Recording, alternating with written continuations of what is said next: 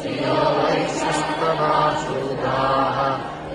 यान्ति मुदान्तिं किं पुनर्ब्रह्मणा पुण्याः अत्राः ऋषयो स्तवा नित्यासुखं लोकम्।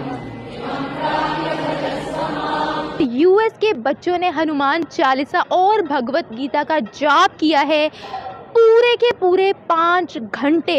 मराठी है, मलाबारी है या तमिल है, आप सोचिए Bengali, Punjabi, Hindi, Bhojpuri, you have 20+ languages जिसमें कोई किसी का मजाक नहीं उड़ाता। जन गण मन अधिनायक जय है भारत भाग्य विधाता, पंजाब सिंध गुजरात मराठा द्रविड़ उत्कल बंगा। उसामा बिन लादेन 10 साल पाकिस्तान में रहा, तो अगर तो वो रहा तो एजेंसीज को क्यों पता नहीं था? अगर एजेंसीज ये कह रही हमें पता ही नहीं लगा, तो फिर ये उनका फेलियर है, उनको क्यों पता नहीं लगा? और अगर पता था तो फिर छुपा क्यों रहते? कि यूएस के बच्चों ने उनके मंत्र जो है वो रिपीट किए, उनके मंत्र जो है वो 5 घंटों तक पढ़े हैं। इसके अलावा मुख्तलिफ ममालिक ने जो है उनका इंडिपेंडेंस डे भी सेलिब्रेट किया है। इवन सऊदी अरेबिया में उनका नेशनल एंथम भी पढ़ा गया है। क्या वजह है कि हर कंट्री जो है वो इंडिया के कल्चर को अडॉप्ट कर रही है, उनके फेस्टिवल्स को सेलिब्रेट कर। सबके लिए लाई हूँ एक बहुत ही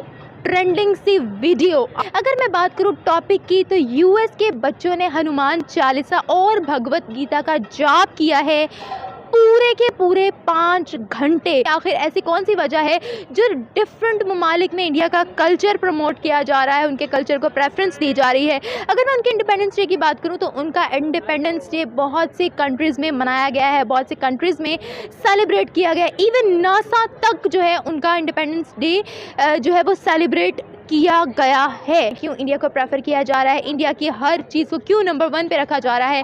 तो लोगों की जानिब बढ़ने से पहले इस वीडियो को गौर से देखिएगा।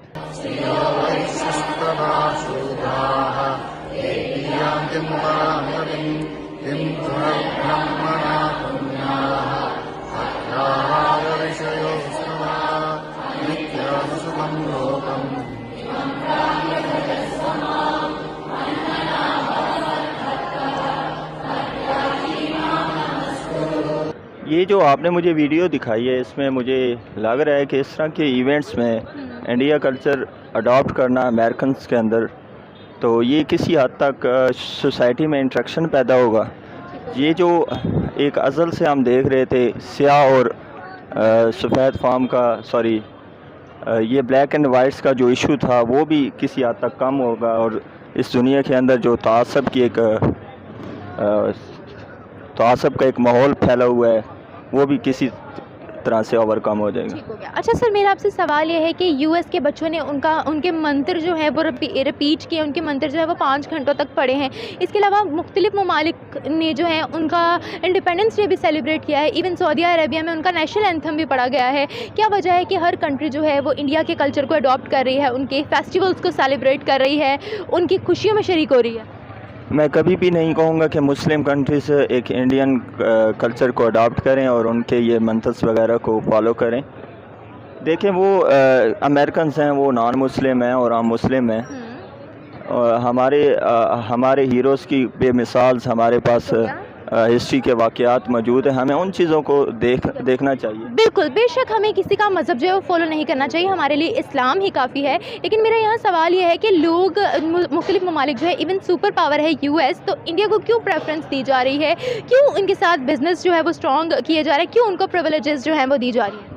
जहाँ तक मेरी इंफॉर्मेशन में है कि इंडिया इस टाइम टेक्नोलॉजी के लिहाज से भी काफ़ी आगे है, चाहे वो फ्रीलांसिंग हो, चाहे वो सॉफ्टवेयर डेवलपमेंट हो। और दूसरा, उनकी जो बॉलीवुड है वो भी काफ़ी हद तक उसने अचीवमेंट्स अचीव किए हैं पिछले सालों में। तो इस हवाले से उनका काफ़ी उधर हॉलीवुड से भी काफ़ी इंस्ट्रक्शंस हैं। अगर आप ग्राउंड ट्रूथिंग में जाएंगी तो आपको इस तरह के काफ़ी सारे एग्रीमेंट्स मिलेंगे। ये बेटा, ये मैं देख रही हूँ, मैं तो हैरान हो रही हूँ। बेसिकली देखिए, ये अमेरिकन के जो बच्चे होते हैं या वहाँ के, उनका कोई नहीं होता, मतलब उनके कोई माँ बाप की रोक टोक नहीं होती। इन केस अगर यही चीज़ हमारे बच्चे करते हैं ना, तो हम उनको रोकेंगे कि जी ये हिंदू हैं, आप ऐसा नहीं करो, ये हमारे मतलब टोटली मज़हब के अपोजिट है। तो अमेरिकन लोग जो होते हैं ना, वो बच्चों को वो अमेरिकन लोग जो होते हैं ना वो बच्चों को ऐसा सच रोकते नहीं हैं। और मैं गई थी दुबई कुछ अर्सा पहले, तो आप यकीन करें वहाँ टोटली मुझे हिंदू नज़र आया। मुझे अगर इंडिया की किसी बात पे बहुत रश्क आता है कुछ चीजों में, उसमें एक उनका एजुकेशन लेवल है।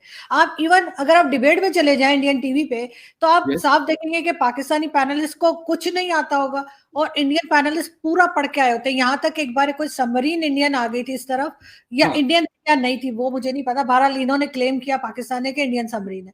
तो उधर से इंडियन पैनलिस्ट ने पूछा आपको कैसे पता कि वो इंडियन सबमरीन, कहते जी वो क्योंकि भाग गए, उससे हमें लगा कि वो इंडियन सबमरीन।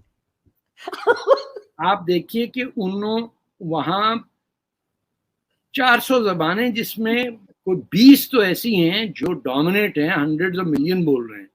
मराठी है, मलाबारी है या तमिल है, आप सोचिए बंगाली, पंजाबी, हिंदी, भोजपुरी।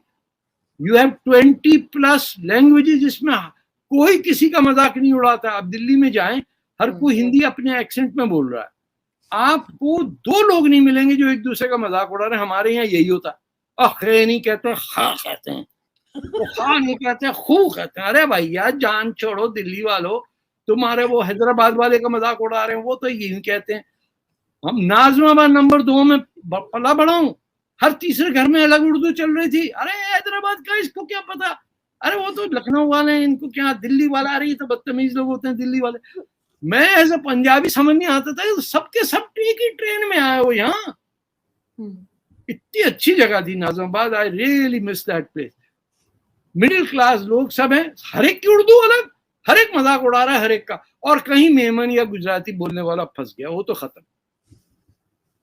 वो तो टिंडे वाला, लहसन ले लो, प्याज ले लो, ठेले वाला भी मजाक उड़ा रहा है, साहब इनकी देखिए साहब, इनको उर्दू नहीं आती, गुजराती में खरीद रहे हमसे, टिंडे ले रहे गुजराती में। अबे तू घंटी बजा, ठेले पे बेचा, उसकी जबान है गुजराती, वो गुजराती में क्यों नहीं बोलेगा?